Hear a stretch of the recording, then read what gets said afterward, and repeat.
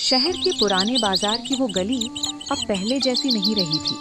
कभी यहाँ ठेलों की आवाज, ग्राहकों की हंसी और दुकानदारों की पुकार गूंजती रहती थी। लेकिन अब उस गली में एक अजीब सी खामोशी बस गई थी। उसी गली के कोने में एक छोटी सी मिठाई की दुकान थी।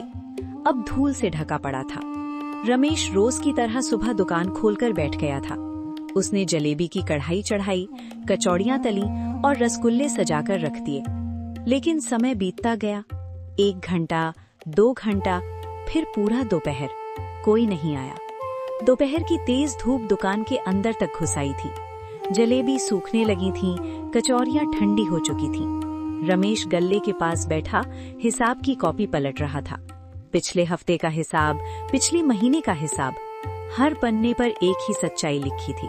नुकसान, सिर्फ नुकसान। वो बुदबुदाया। कभी यहाँ खड़े होने की जगह नहीं मिलती थी और आज उसकी आवाज खुद में ही खो गई। शाम होते होते बस 2 ग्राहक आए। एक ने आधा किलो जलेबी ली, दूसरे ने 2 कचौरियां।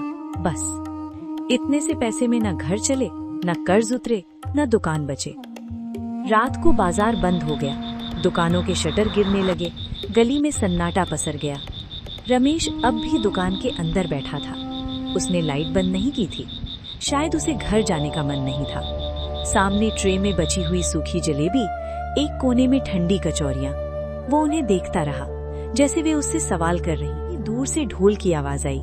शादी का जुलूस पास की गली से गुजर रहा था और उसी के साथ हवा में फैल गई मटन बिरयानी की तेज मसालेदार खुशबू।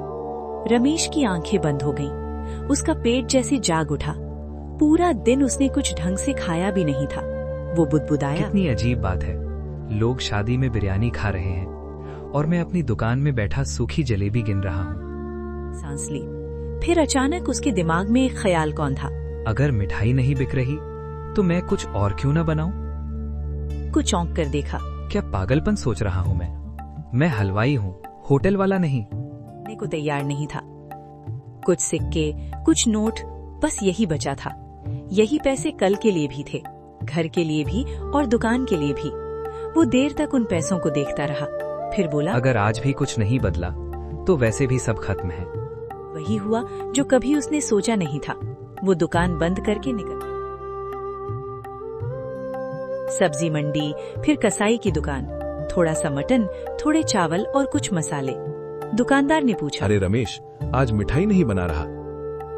रमेश हल्की मुस्कान के साथ बोला, आज किस्मत बनाने जा रहा हूँ। जानता था कि सच बोल रहा है या बस दिल को दिलासा दे रहा है।